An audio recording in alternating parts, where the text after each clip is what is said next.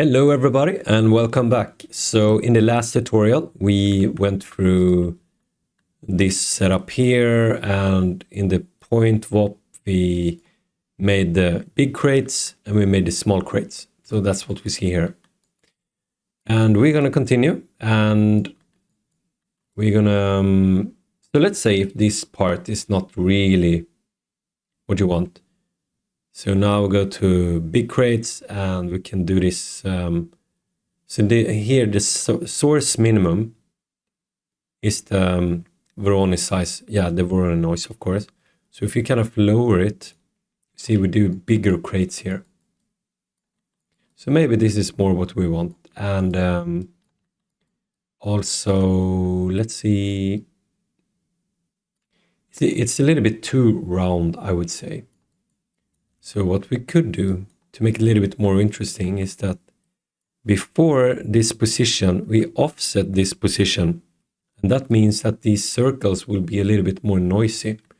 So if we do like a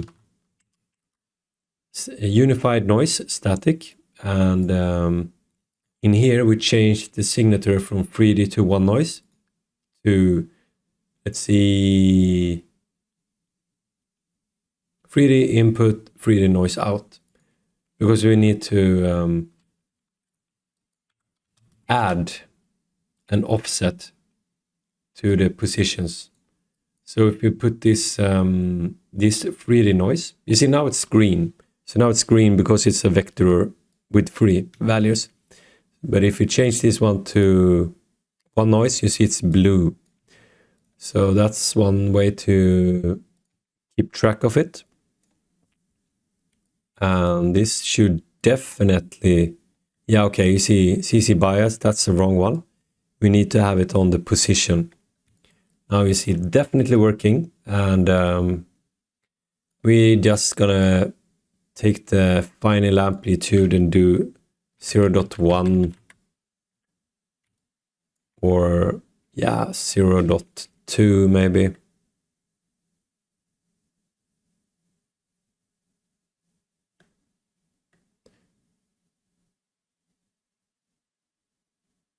Yeah, so just to break up it a little bit, make it so much better. And also the frequency, if we do that more. Yeah, it do some stuff. It's really nice. Okay, so we're gonna leave it for like that, and this is gonna be for the noise like that. So now we're gonna add a third noise to make this part a little bit more uneven. So we're gonna do the same thing again. So we're gonna do static noise, unified noise static here, and I already know we're gonna do the same approach as here. So we're going to make an add node here. We're going to have this noise in here. And we change this to 3D in and out. And then I'm going to make sure I take this position down to the position input here. And we can just delete this one first so I can show you the result. And then now, if I just remove these two inputs, we can just work with the noise with the colors, so we can see what we're doing. And I'm gonna try a few different noises here, and so this one gonna have a 3D in, 3D out noise, because we need to take the position and we need to change it a bit. So that's why this one is 3D. But we're going to keep this one to 1D because it's only going to be a black-white value to the color and eventually to the displacement. So that's why we keep this one as a 1D noise. And we have different noises here. And this is super fun. You can just try it out, different ones, and see what you want. and see what kind of stuff works for you. And I'm going to use this whirly cellular. And so if you are on this one, and if you do this question mark, it's super nice on the all the most stuff in Houdini. So you can see this is the noise part here, unified noise, and it has so many good information. So I'm going to do something like this maybe, or yeah, a little bit inspiration about that, I guess. And you can see here all the parameters explains good how it works. So if you ever have questions about nodes, you can just kind of click this one. It's super good. So here I'm actually going to do warping. So if I enable this one and you see this pattern here, we can actually offset it with some extra noise. I don't really know how it works under the hood, but it's kind of break up the noise. And here you can also kind of work with it. So I'm gonna do it a little bit like this because I want it to be a little bit like cracks and big in a way. And let's see if this do anything. Yeah, we can use this one too, maybe. So, and also I want bigger things going on. It looks like it's too small cracks, so I'm gonna do, so if I do this value smaller, the noise is gonna get bigger.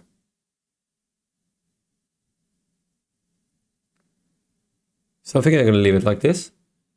And now I wanna break it up even more, and that's why I'm gonna offset the input position with an extra noise. So now you see we kind of get this extra noise going on here. And let's try it out. So I'm gonna do this. I'm gonna do fit range, and this one's gonna be for the geometry, of course. So if I do this one here and displace here, let's see if I do this one here. So we have these new cracks going on here. And what I want to do, I want to, of course, remap it. So here I can just decide how much of it I want. And also, I'm going to do it negative as well. So I get this kind of effect. And this is a matter of tweaking this. So if, let's say, if I do 5 here, for instance, you see I get something super weird going on. Or 2. Then I maybe want to do less. And yeah, make sure if you play around with these parameters, you eventually understand how they work. So they are really good to understand. And also, you see, so let's say we're happy with this surface here, but we don't want this to be inside the crates. And because this one here, this is the big crates, and this is the color node, right? So this is the one that makes this black here and white here. So if we just do a multiply with this one, because we have here, this is 0 to 1. So it's going to be 0 in here and 1 out here. So if we take the new noise here and we do this one and multiply it like this, and put this one into the offset. You see, now we don't have this noise here. It kind of makes sense because it had some impact when things hit it, and then yeah, it's smooth. Or maybe you just want a little bit and you can just push this one up a little bit and you kind of get a little bit of detail in there too. So yeah, we have these colors. We can change this one too. See, this is the small crates and this is the color node. So now you start to see why it's really good to work it with colors. And this one gonna be blue as well. So yeah. So let's see how this turns out. If we go out, we could add some more noise actually, but I'm gonna leave it like this. Because now you understand how it works. Now you can just continue and tweak this even more. This is so good. Now it's even, everything is procedural. So this is going to be the detail surface. Yeah, detail surface. That's going to be good enough. So if we do, say, let's see, remesh here. You can see down here it's working. And it kind of loses a lot of detail, but it's okay because we're going to do a normal map and put it back. So this is what we lose, but it's okay.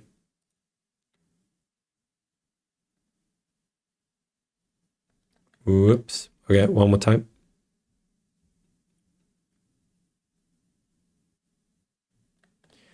So let's see, this is like, yeah. So if we do save this to disk and go back to Unity, you see now it's starting to get, this one looks a little bit more cartoony moon out, but it's cute. I like it. So yeah, so let's see. And now we're going to prepare this one for some LOD levels, because we're going to be able to have this like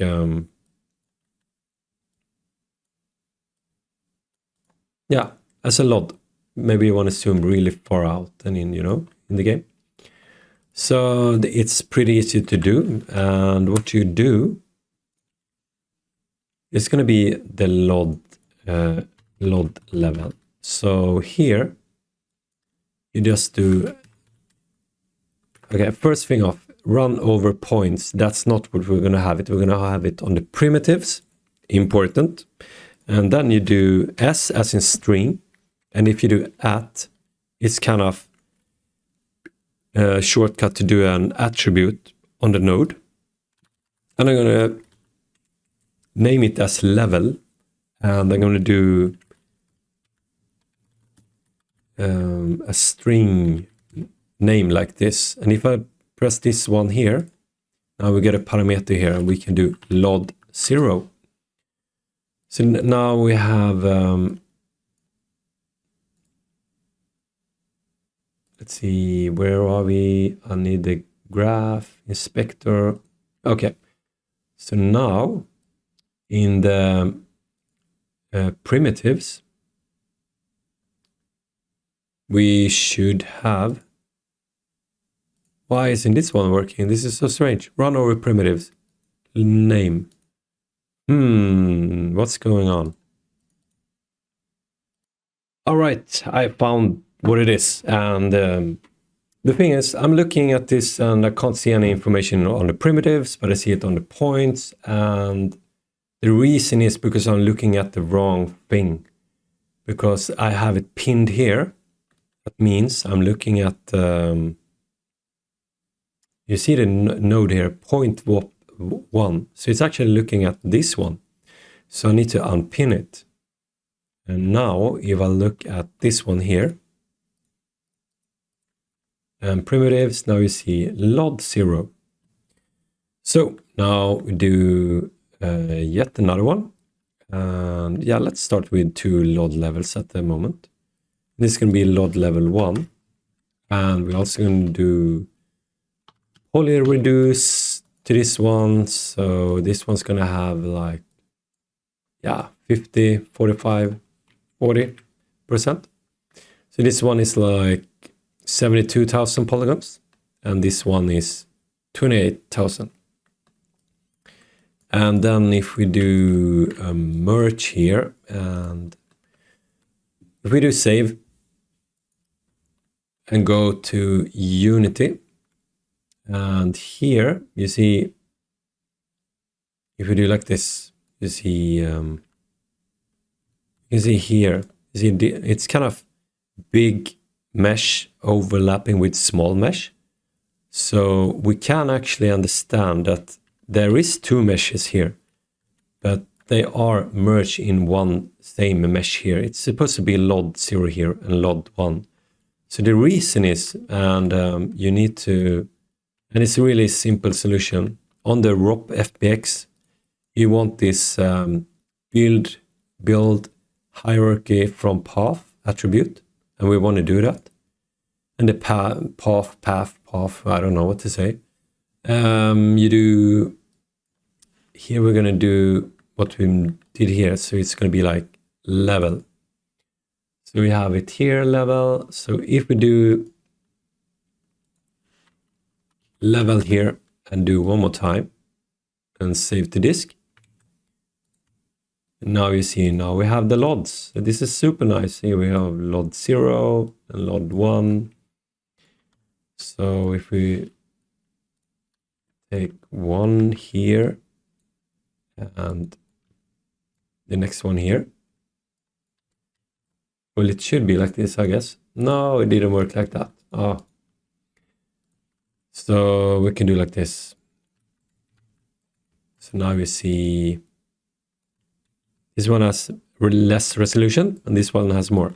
So it works. This is how we do to import the LODs.